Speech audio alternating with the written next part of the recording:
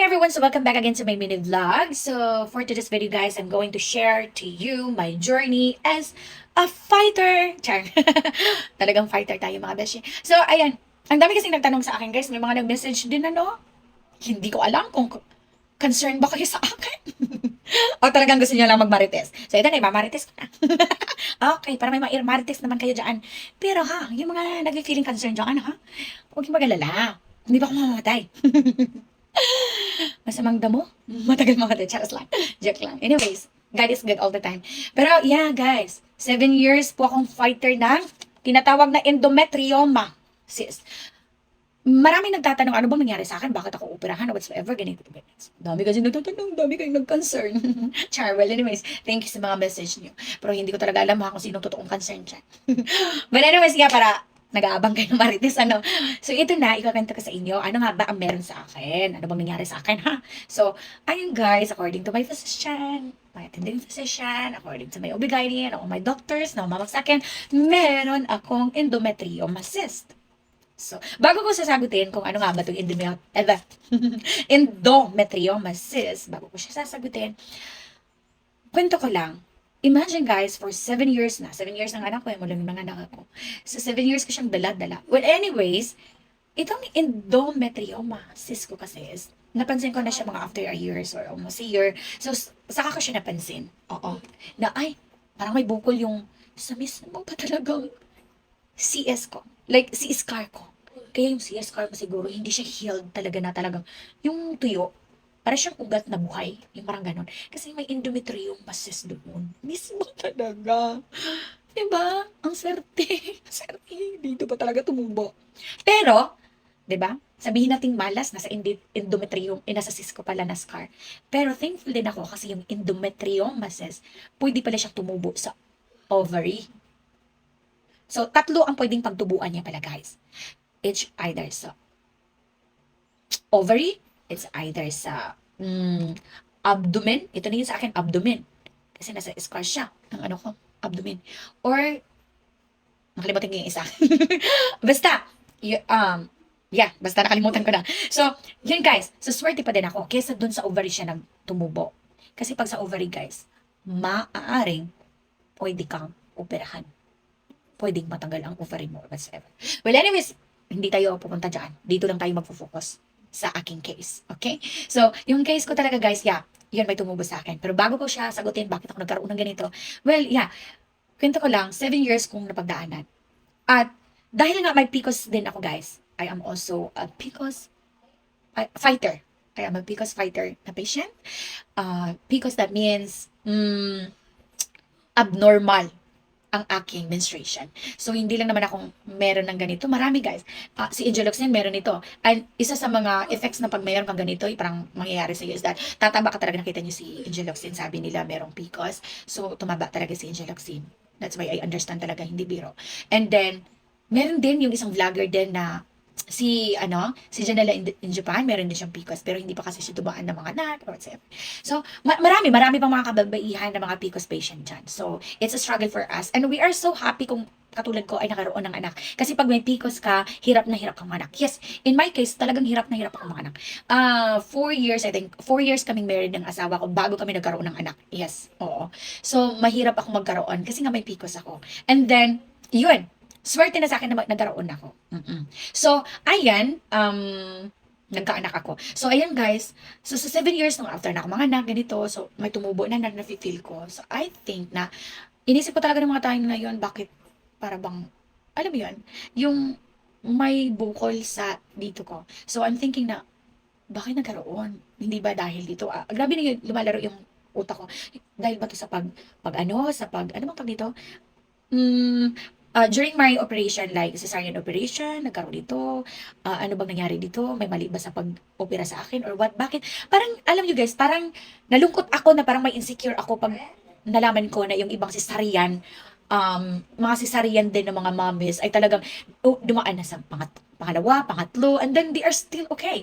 Parang, parang sakitin ko naman, parang, hoy, bakit ako ganito? Parang feel ko tuloy, sakitin na ako sa sa edad ko na to, parang, ano ba to, unang anak ko pa lang, ganito na ako, yung iba, nakailang anak na, ang strong pa din nila, Sabi ko, bakit kaya nagkaroon ng ganun? So, pabalik-balik ako dun sa hospital ko, pabalik-balik ako sa OB ko, at yun talaga sabi nila merong akong endometrioma or endometriosis cyst.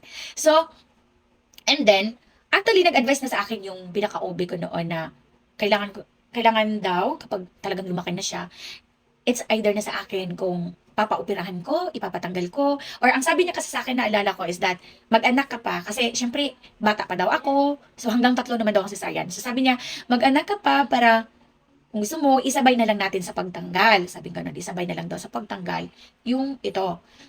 Kasi syempre na nasa scar siya eh. So takot ako guys. Na-trauma kasi talaga ako guys nung nanganak ako. Kasi muntik akong mamatay noon. Sobra talaga na-trauma ako sa mga injection. Kaya nga, umiiwas ako kung maaari. Iiwas talaga ako magpunta, maglapit ng doktor. Umiiwas ako guys. Dahil alam mo yung trauma. Pero talaga binabalik-balik ako doon. Dahil nga din dito. Parang sakitin ako na. Kasi guys, pag sumakit talaga to guys, parang talaga mabibedress talaga ako niyan. Sobra. So, pero guys, natutolerate ko pa yung pain ng 2 years, 3 years, 4 years, 5 years, no, 6 years talaga. Yun na yun, napa-hospital ako. Sobrang on the spot ng grabe. Kasi duguan ako nun eh. Grabe, ang lakas. Talagang nagpa-pampers na ako. Ang sakit talaga. At saka namamaga siya sobra. I-explain ko bakit siya namamaga mamaya. Oo. And then, namumula. Tapos, nangingitim. Ang kati na. Hindi mo talaga maintindihan. Sobrang sakit. And, talaga guys, I'm so thankful na, kaya nga, nung nagpa-hospital ako nung time na yun, masyado kasi akong guys, parang okay lang sa akin nasasaktan. Natutolerate ko lang yung sakit. Parang, okay, sanay naman ako masaktan. Charas. Alam mo yun? Alam mo, na-imagine ko pa, nung nagturo ako sa mga Chinese students pa, ang mga estudyante ko, imagine guys, siguro parang, kasi bawal, especially na may PCOS ako, bawal sa mga PCOS patient dyan, bawal tayong ma-stress. Bawal tayong magpuyat, bawal tayong mag-stress, bawal tayo sa mga oily food, bawal sa mga fruit, ano ba yan? Mga like hotdog or whatever na mga frozen food dyan or whatever. Kailangan healthy living lang tayo, parang ganun. So, ako kasi masyado din ako kasi alam niyo naman mukbanger. Mukbanger ang auntie nyo. So, kung ano-ano din kinakain. So, minsan na-unhealthy na din ang mga kinakain ko. So, kaya guys, na buti na lang nakakapanood ako ng mga videos and nag-research ako ano ba talagang gagawin, ganito, ganyan. Buti na lang din, may nakapag-advise na kailangan talaga mo pahinga mo or whatsoever, ganyan. And then, meron akong nakitang doktor na nagsasabi, sabi ng doktor, kapag may pain ka, sabi din ng doktor ko noon, kapag may pain ka, do not tolerate. Huwag mong itolerate. Because, alam niyo ba kung ano mangyayari pag itolerate mo yung pain na nasasaktan? Ang pinakamadamage yan, yung brain mo. Oo, yung brain. Kaya dun, parang na-open mind ko, natakot tuloy ako guys. Kasi masyado akong tuloy sa pain. Parang, okay lang ako, parang ganyan. Pero wag pala, kapag naka-feel ka ng pain emotionally, physically, or whatsoever, na pain na sakit ng mo, wag mo talaga i-tolerate, lalo na pag may mga problem ka sa health mo, wag mong i-tolerate. Kasi ang unang madadamage dyan, yung brain mo. So, basta hindi ko na din i-dip kung i-explain yung mga sinabi ng doktor na mag-research na lang kayo dyan. Basta yun, we have to take care of ourselves. So, ayun na guys, no?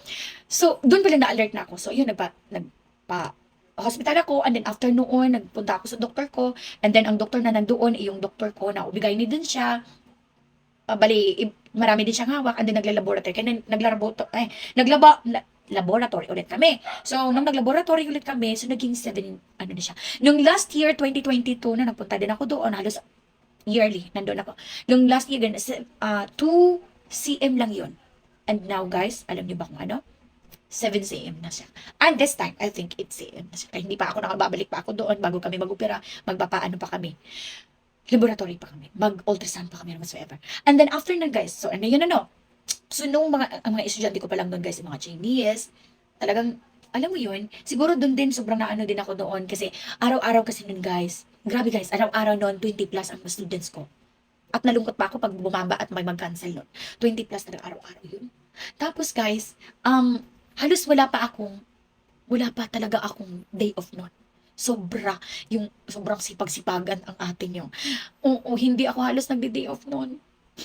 Nakakalungkot. Pero, later on, nalungkot ako sa life ko. Parang pinapaisip. Hindi ako halos nagde-day off. Sa isang taon, parang mabibilang mo lang ang day off ko. Kasi parang nakakamiss din mga estudyante ko pag nagde-day off ka. Parang hinahanap ka nila, saan ka na teacher? Pag ka nag-absent. Parang naano din ako. So, sa isang buwan, guys, swerte na kung magde-day off ako isang araw, o dalawang araw, parang ganun sa isang buwan.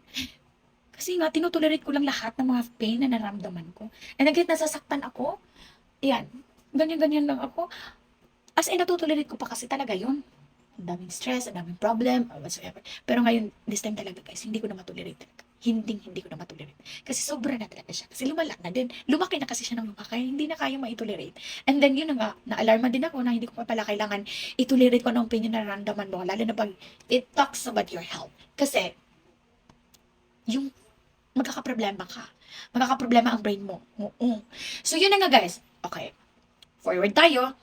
Um, Last year nga, ganun na nangyari. Pero, actually, nag-advise din ang doktor ko noon na meron siyang, kumbaga, meron siyang i-inject sa akin. And that's for observation siya, guys. For trial lang pala yun. For trial siya. Ang sabi ng doktor ko din is for 6 months siya. Or it will takes like years or ilang years kasi meron din siyang patient din na ganun. Pero natunaw. Kaso lang, nung time na yun is maliit pa yung bukol. But since yung bukol ko is malaki na talaga. But no one talaga na nagsabi na, ay, okay, i-refer na kita dun sa surgery talaga. Kailangan mo na mag-surgery. I-refer kita sa surgeon. Ganun. So, sabi ko, ano ba? Saan ba to galing? Ano ba to? Wala talagang nakapag-explain talaga ganito, ganyan. So, I was very thankful, guys. Kasi, di ba, November ako nun na hospital nung last year. Ang hospital ako nung November. Kasi doon nagkaroon ako ng mens. And then, dahil may PCOS nga ako at abnormal nga yung menstruation ko. So, November, December, January, February, March, April, May. May 20 ako nagkaroon. So, look, 6 months ako nagkaroon ulit ng menstruation. And that was, thankful ako kasi that was May 20. Yes, May 20. And culmination ng anak ko noon. Pinatapos lang talaga ang culmination. Thankful talaga ako din natapos yung culmination ng anak ko. Dahil kung nangyari na nagkaroon ako ng mens na wala pang or a day before ng culmination ng anak ko, talagang hindi ako makaka-attend, guys. Kawawa naman yung anak ko. Hindi talaga kasi mabibed rest talaga ako. Pero thankful ako masyado this year. This time na nangyari ito sa akin. Kasi hindi ko katulad last year o na nakaraang time talaga na halos mamatay na ako. Sobrang talaga. Kasi may lumalabas. Kasi may cramps na ako eh. Kasi may PCOS na ako. So pag nag-mens ako, ang lalaki guys, parang mga atay ng baboy. Oo. Nalalabas na mga ganun talaga, parang nakakaano talaga siya. Kaya sa mga, mamaya, mag-advise tayo anong gagawin. So, ang lalaki talaga, sobrang sakit. Pero ngayon, I'm so thankful kasi guys, natuto na din akong uminom ng mga herbal. Yung parang mga natural way. Kasi nagre-research din ako guys, ano ba talaga mga natural way na para sa mga PCOS or whatsoever. And thankful ako kasi, eto guys, isi-share ko din ito. Maganda din pala pag may PCOS ka is yung, kahit yung guys, iinumin mo, sibuyas. Pakuluan yung sibuyas, yun ang gawin mong tea. Very nice daw siya. And then, sa akin naman, kasi may nakita din ako videos, ang sabi din, maganda din siya. Kaya pinaghalo ko lahat, guys. Lemon, para hindi masyado maano, kasi meron siyang sibuyas, bawang, turmeric, luya, and then lemon. Pinaghalo ko na lahat.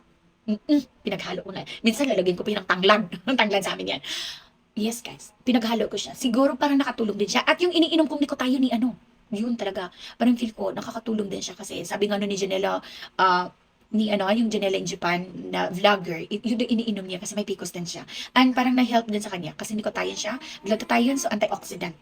So, mas maganda pag may mga PCOS ka or whatsoever, iinom tayo ng mga antioxidant or whatsoever. Ganyan.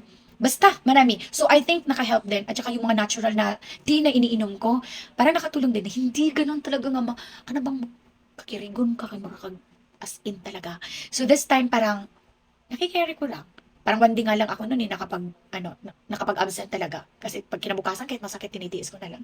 At isa din guys, kapag meron kang endometrium, pag meron kang ubo, ang sakit guys. Kasi kada ubo mo, ang sakit dito. Palaki siya ng palaki. Sakit, sobra, ang daming bawal ka nito, bawal kang kakain. Hindi na talaga ako nakakain ng mga bulan, mga kung ano-ano guys. Yung mga gusto kong kainin, hindi ko na makain. Kasi bawal na. Kaysa naman, 'di ba? Tiisin ko na lang na hindi ako makakain sa mga gustong kainin. Kung ano diyan kasi may allergy pa ako. So maraming parang sobra talaga. So move forward tayo.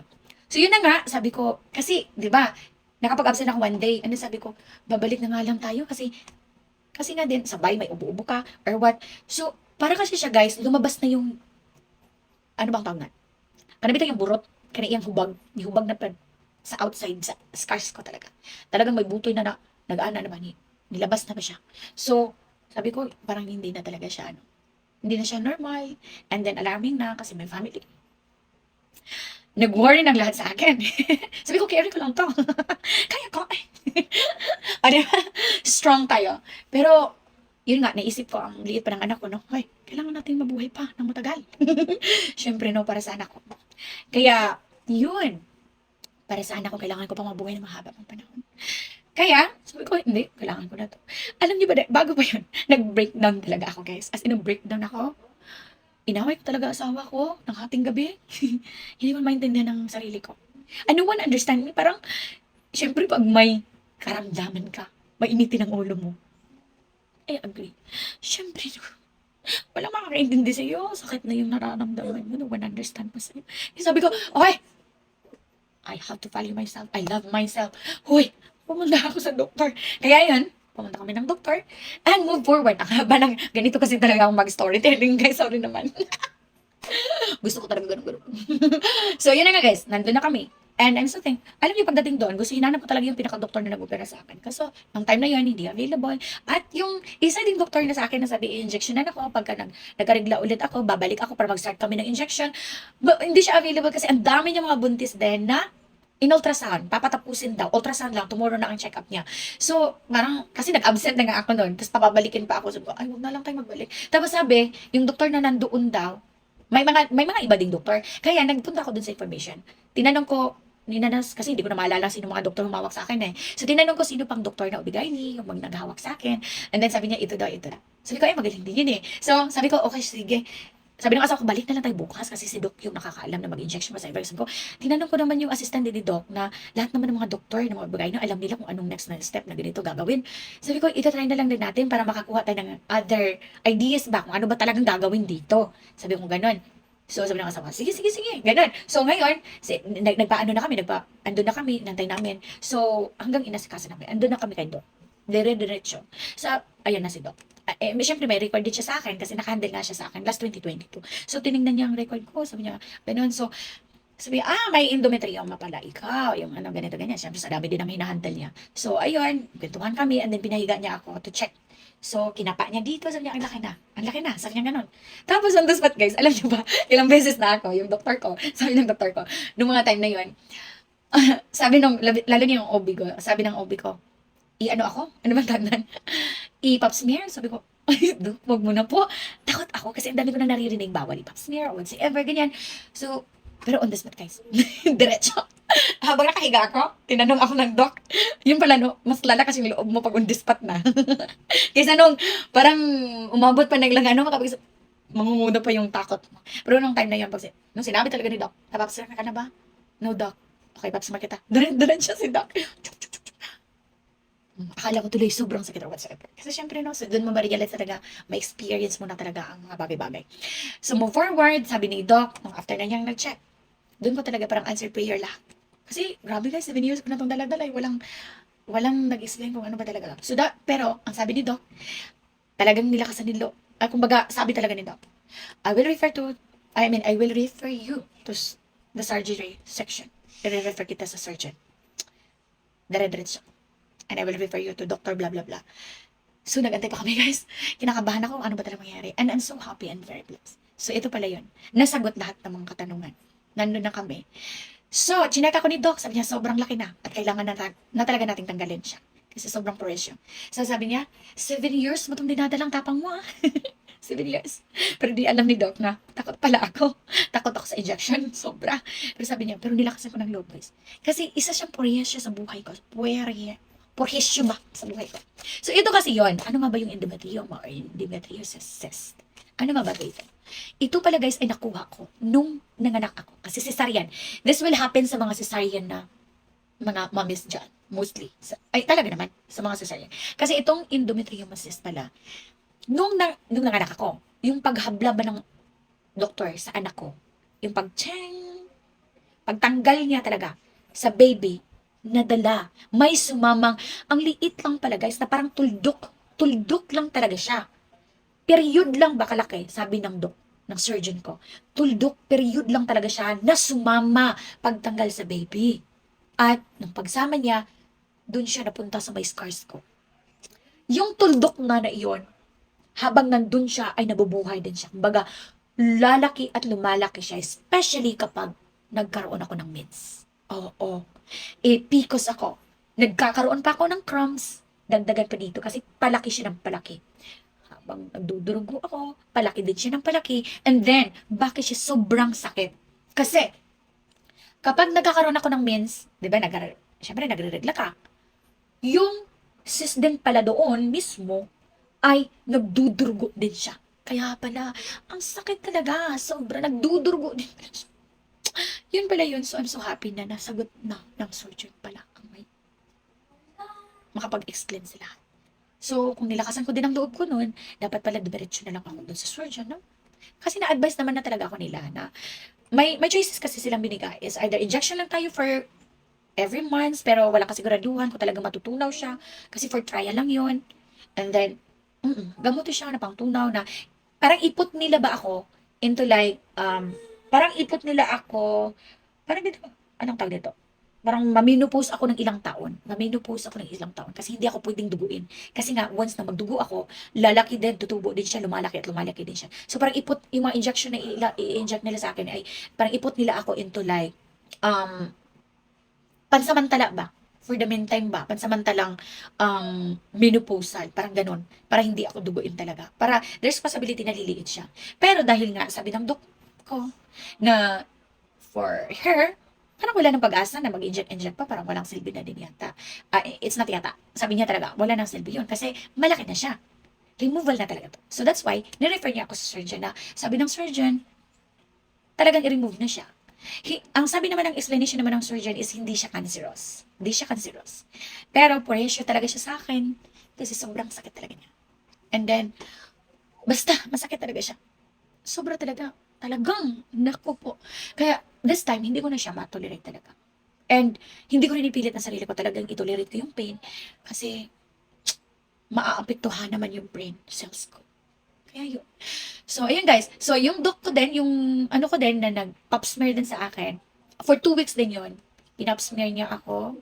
Talagang, on the spot lang ang mga decision nila guys. So, pinap smear niya ako. Ang sarap talaga. Para, parang, hindi naman pala masyado masakit. So, pinap smear niya ako just to check. Kasi, syempre nga, meron akong ganitong karamdaman. So, check, baka natakot din ng doktor na kasi there's possibility magkaroon ka ng ovary cancer, whatsoever, parang ganun ba. So, I'm so happy. And then 2 weeks, I'm praying na, sana naman, wala. Hoy, wag naman. Nandito lang naman sa cesarean scars ko yung ano. So, yes, linis na lang din, ganun. So, I'm happy na sobrang nasagot na lahat ng mga katanungan namin. And then, yeah, yun naman pala eh. Yun naman pala. So, yeah, naglakas na loob na ako kasi wala, prehisyon na talaga siya. At hindi ako makakakilos. Kapag sobrang lamig, siyempre yung scars din natin, nangingirot or whatsoever. So, always na lang ako nag-hot compress, hindi pa rin. Lahat na ginawa ko na, hindi pa rin. So, yun na nga guys, parang sa buhay din yan. Kung alam mo naman, para sa health natin. So, kung alam mong prehisyon sa health mo, tanggalin natin. Parang sa buhay din yan. Kung alam yung taong prehisyon sa buhay mo, very toxic sa buhay mo, tanggalan natin. Kasi, hindi siya, wala tayong peace of mind kapag hindi natin siya anuhin talaga. And, grabe talaga. So, I'm so happy. I'm so happy na lang. Ang lakas na ng logo, hindi na ako natakot sa surgeon. Pero nung pumasok kami, Doc, masakit po ba yan? Parang baka lang. Ano sabi ng doktor? Mga kailangan lang siguro na sa doktor. Mga kailangan, lalaki yung surgeon ko, guys. Pero yung mga OB-GYN ko, they're all girls. At tapos lalaki yung surgeon ko. At saka magaling daw yun. At saka alam mo ba, sigurista ako, nagtanong pa ako dun sa mga guard or sino pa mga tinanungan ko na, sino yung pinakamagaling na surgeon dito? And I'm so happy dahil yung OB-GYN ko, ang nirefer niya ay the best. Pinaka-the best at pinakamagaling na surgeon doon sa hospital na yan. Sabi ko pa sa guard, paano niyo po nalaman na magaling po siya na surgeon talaga? Kasi magaling daw siya. And then, meron daw siya mga utensils, mga tools na ginagamit na pangtusok sa niya. Anong pangtusok? Sabi niya, basta meron daw siya na ginagamit ng mga tools na hindi bitaw, katulad ng ibang na wala silang gano'n na kailangan talaga laslasin, malaking laslas ang mangyayari. Yung sa akin daw ay meron daw siyang mga tools na gagamitin na hindi daw masyadong malaki ang malaslas sa akin or whatsoever. I don't know what, and let's see what will happen this coming my schedule for operation. So, sabi ko, ay, ganun po ba? So, kasi syempre guys, natakot ako. Imagine niyo naman, nasa cesarean. Tapos sa mismong cesarean ko, for example, ito yung cesarean na no? Ito yung cesarean na, ito yung cesarean scars ko. Dito siya guys, tumubo. And then, lumabas na ba siya yung tubo niya gano'n? Palaki na siya dito, and then sa ilalim, malaki. Kasi cm 8 cm na yata ngayon. Kasi last year, 7 cm. So, ano ba yung sinasabi? Oh, bahala na kayo mag-adjust yan. Oh, sige. Ano nyo na lang sa ruler. Gano'n kalaki yung 7 cm. Sabihin natin 8 cm na karon. So, ang laki na guys. So, I can't imagine. So, hindi ko na siya kaya. Hindi ko na kaya rin talaga. Bit-bit yung sakit. Yes. So, sa awareness sa mga kababaihan dyan, lalo na pag cesarean, it is really possible. But I'm not sure. Kasi parang, di ba, parang nakakaano ba na, yung iba nakailang cesarean na, tapos ako, parang namang, ano bang nangyari sa akin? Bakit sa akin pa ito napunta, di ba? Parang, basta, ang dami, pero, may reason bakit pa nangyari ito sa akin. But at least, di ba? At least, may sagot na. May sagot na. And I'm so happy talaga, guys. Dahil, ayun, nilakasan ko ng loob ko for operation. Kaya takot ng takot. Trauma talaga ako. Guys, sobrang, kasi muntikan kasi talaga ako. Sobrang, muntikan talaga akong, akala ko last na nabuhay ko noon. And then now, survival ako ng 17 years na may kasama pang paghihirap. Pero thankful ako kay Lord dahil hindi ako pinabayaan. At syempre guys, pag may mga pakiramdam ka, pag may mga pakiramdam ka talaga guys, asahan mo talagang irritable yung tao may mga pakiramdam. Kaya people around you should understand, lalo na mga mahal mo sa buhay. Pero sometimes, yun nga, nagda-down talaga ako like, alam mo, ang hirap talaga. Kaya, syempre, bilang isang ina, kailangan natin lumaban para sa anak natin. Isa lang anak mo. Ang sabi naman, and I'm so happy kasi sabi ng doktor, ito pa guys, sabi ng doktor, once matanggal na siya, sabi ko, Dok, kapag natanggal ba siya, Dok, hindi na siya babalik or whatsoever. Sabi ng doktor, once matanggal na siya, lifetime na hindi na siya babalik. Sabi ng doktor. And then sabi naman ng doktor is meron din naman siya parang insurance. Parang insurance na kung meron pang bubukol dyan. The next na operation, i-free na niya. Sabi niya gano'n.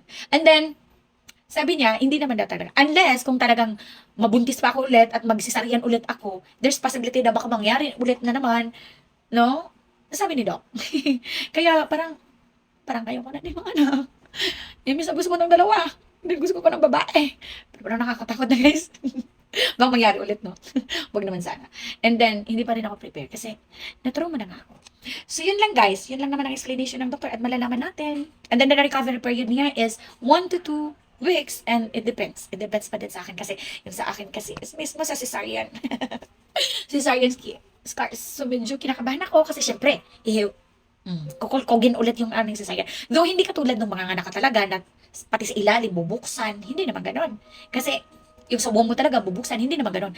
Siyempre, sa ibabaw lang. Pero siyempre, yung scars doon sa ibabaw na ano, basta guys, kaya ko to. Kaya ko talaga to. Yes, kailangan ko lumaban, no? Para matanggal na tong proyesyo, kaysa naman titiis ko lang to. Diba?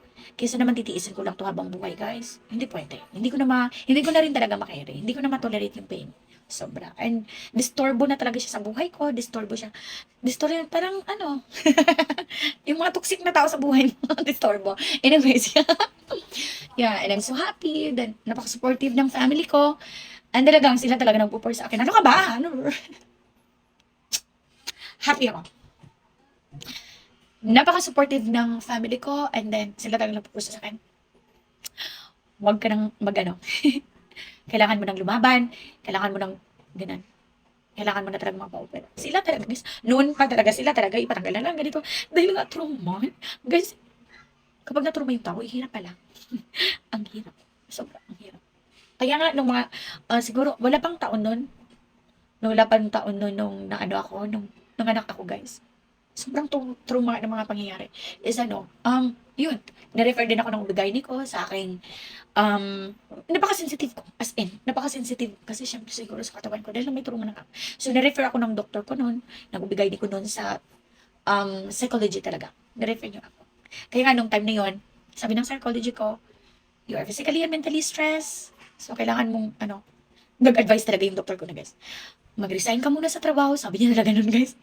Oo, na-open talaga yung mind mo. You are physically and mentally stressed. Yung trabaho, andyan lang yan. Kaya mag-resign ka muna. Umuwi ka muna ng probinsya niyo at mag-inhale-exhale para makapag-inhale ka ng fresh air. Sabi niya talaga nun. Kaya nag-decided talaga. And then, alam niyo, ang bait ng boss ko noon. Talagang, please, sabi niya ba, please, wag kang mag-resign. Bibigyan lang kita ng ganito, ganyan. Sabi niya, sige, bibigyan kita ng 1 month para makapagpahinga, makapag-inhale, exhale. Doon sa sabi niya, doon sa probinsya niyo. Sabi niya, kasi medyo bakla yun. Sabi niya, ang bait na sobrang. Bait. Sabi niya, wag ka lang please mag-ano, wag ka lang mag-resign, sabi niya gano'n. Bigyan kita 1 month, sabi niya, o gusto mo 2 months hanggang 3 months, so, ano gusto mo, o kailan mo gusto talagang bumalik, wag ka lang mag-resign, sabi niya talaga. Sabi ko, pasensya na po. Sabi ko talaga kay boss, pasensya na po. Yun po kasi ang advice ng doktor. And I cannot guarantee kasi na makauwi ako from Zamboanga. Ganun, sabi ko, hindi ko rin kasi alam. Sabi niya, bahala na ba? Sabi niya, mag-update ka lang. Ganun. Sabi ko, basta. Sabi ko talaga, basta po, kung ano man. Kaya yun guys, talagang nag-decide ako. Kasi super stress na din. And yeah, stress na din talaga. Kaya iniwan ko yung asawa ko dito sa Manila. Sabi ko, uwi mo na ako. Kaya nag-breakdown talaga ako rin sa mga inaway ko siya. Kasi iba talaga pag may naramdaman, tapos hindi ka pa, di ba, kailangan yung mga tao sa paligid mo marunong mag-comfort din. Mm. Yung asawa ko, hindi ako kina-comfort. Oh, ayan. Just lang. Ayan ko lang. Pero yan. Well, anyways. So, thank you so much guys. Ang habaan ng chika natin. So, ang dami nyo na mamarites. So, ganun po nangyari sa akin. So, kung meron pa kayong mga tanong, sige, mag-comment down lang kayo kung anong gusto nyo itanong dyan. But anyways, yeah, for awareness din, pero ang haba, no, ganito kasi magsaysay talaga eh, magsaysay. Apo siguro ko ni magsaysay, kasi pag nagkwento ako, guys, gusto ko yung detalye na marami akong makwento. Ganyan ang magsaysay. Anyways, kasi chika to, mini-vlog ko to. Mini-vlog pero ang haba na. Well, anyways, guys, thank you very much, guys, for watching. And then, yun lang, guys, kung meron pa kang mga tanong, and whatsoever pa na mga ano. So, yun. So, basta, pahalaga natin yung sarili natin. And health is wealth. Okay? Yun talaga pinaka-importante talaga, guys. Anhin mo yung mga nothing. Kasi pinaka-tridor yung sakit talaga. Ito nga, trinidor nga ako nito eh. Sumama pa sa paghila ng anak ko eh. Isang pindot lang to, period lang talaga guys. Diba, imagine that, period lang siya. Tapos ngayon, nagbigay sa akin ng proyesyo sa loob ng 7 taon. Period lang na talaga to, sabi ni malaki pa nga yung ano ng asin eh. Period, as in period, natuldok lang talagang maliit. Pero lumaki siya ng lumaki, tumubo siya ng tumubo. Eh, sabi talaga ng doktor, wala eh. Pero I'm still very happy and very swerte pa rin ako. So, lucky pa rin. Kasi, dito siya sa abdomen ko. Bahala na doon sa scar siya. At least, hindi sa ovary. Hindi na sa ovary. Kasi pag ovary talaga, there's possibility na pag na-over na ano pa, yun na, natatanggal ang mga ovary nila. So, very ano na no. So, at least thankful pa rin tayo. Mabait pa din sila sa atin. Andito pa nag-guide. And please guys, help me pray na maging okay ang operation ko. And then, yes, of course, no. Parang na-excite ako, guys, na maibalik yung katawan ko noon na wala bang dinaramdam na mamaya para ako, alam mo yun, parang na akong I'm still 33 years old, pero parang, ano ba to, parang sakitin ako kasi nga masakit siya. So, excited ako talaga.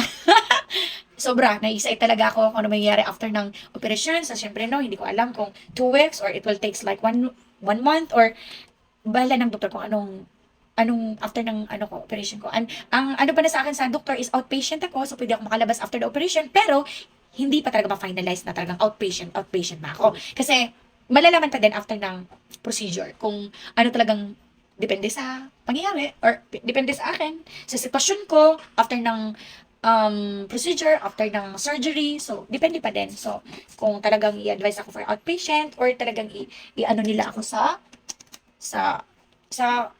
hospital. And I hope talaga, I pray na i-outpatient lang ako. So, mahal din guys. Sa private, nasa Maynila pa.